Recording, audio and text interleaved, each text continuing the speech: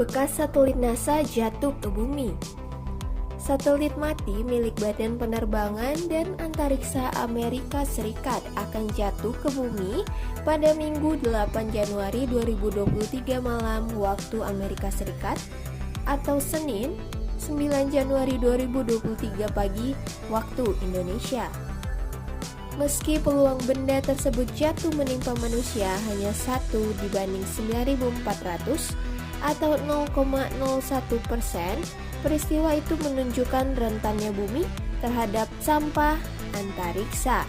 Bekas satelit Badan Penerbangan dan Antariksa Amerika Serikat atau NASA yang akan jatuh itu adalah Earth Radiation Budget Satellite atau ERBS dengan bobot 2.450 kg.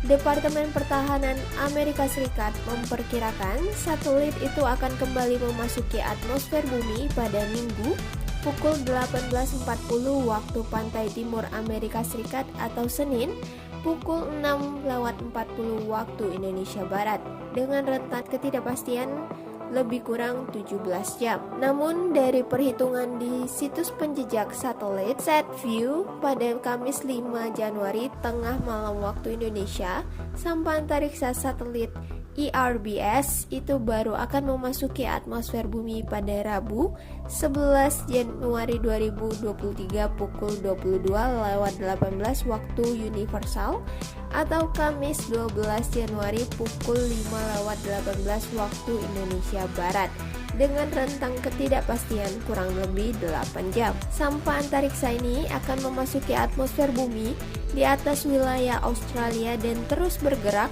ke Samudra Pasifik bagian utara.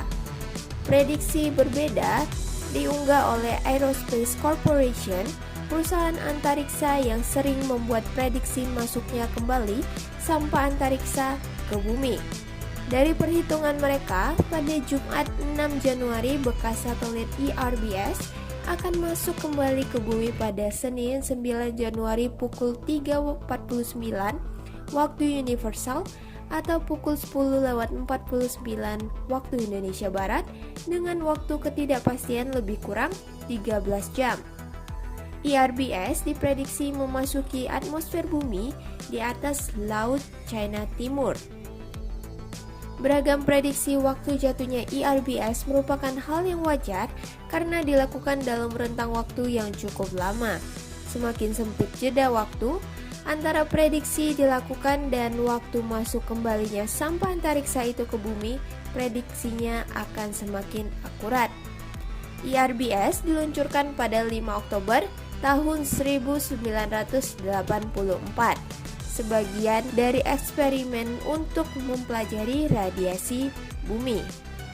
Misi ini mengirimkan 3 satelit ke orbit rendah bumi pada ketinggian antara 572 km dan 599 km dari bumi. Ketiga satelit itu diluncurkan menggunakan pesawat ulang-alik Challenger.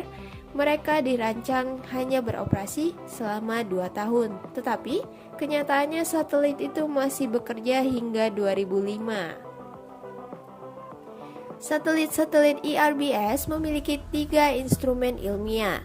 Sebanyak 2 instrumen digunakan untuk mempelajari budget energi di atmosfer bumi, yaitu keseimbangan antara jumlah energi matahari yang diserap dan dipancarkan kembali oleh bumi. Keseimbangan energi ini penting untuk memahami kondisi iklim serta memprediksi pola cuaca. Sementara, satu instrumen yang lain seperti dikutip dari situs NASA pada Sabtu 7 Januari digunakan untuk mempelajari ketebalan lapisan ozon di stratosfer atau atmosfer bagian atas. Pemantauan lapisan ozon penting untuk menjaga kehidupan bumi dari radiasi sinar ultraviolet yang merusak. Selain itu, instrumen ini digunakan untuk mengukur kandungan uap air, nitrogen dioksida, dan aerosol di atmosfer bumi.